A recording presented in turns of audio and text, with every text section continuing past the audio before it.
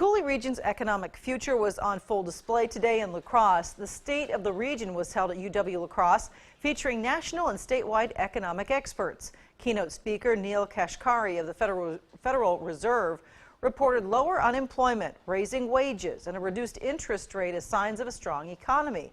But he did express concerns over the global economy and that some businesses were having a hard time finding enough workers.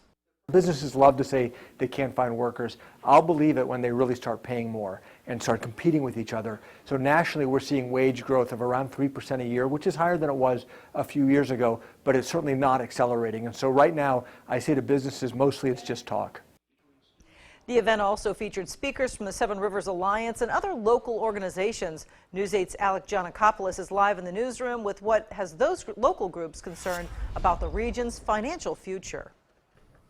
Martha, as you mentioned, Wisconsin's unemployment rate is 3.2% and has been decreasing steadily for years. And that is good news for employers looking for jobs. It's also made things difficult for local businesses as employers are taking their talents elsewhere.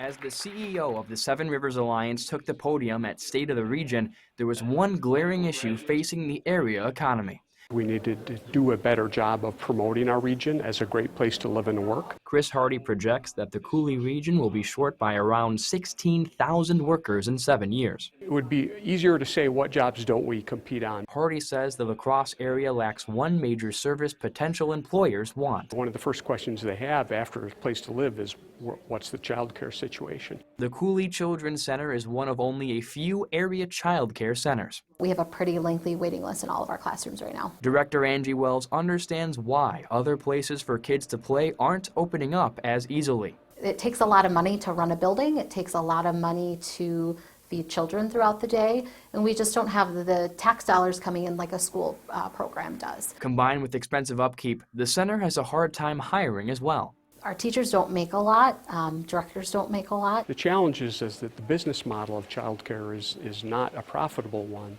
Hardie has met with Wells and other child care leaders on ways to promote more child care in La Crosse, but he admits that creating spaces to help raise a child takes a village. This is businesses needing to step forth, these are parents needing to step forth, and the entire community to say, look, this is really important for us to have this quality child care.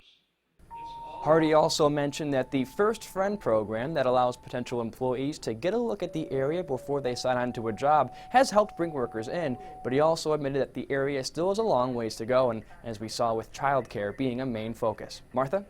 Thanks so much, Alec. And also Hardie emphasized that the region is competing for all types of jobs, but did specify that manufacturing jobs are a major focus for the Alliance.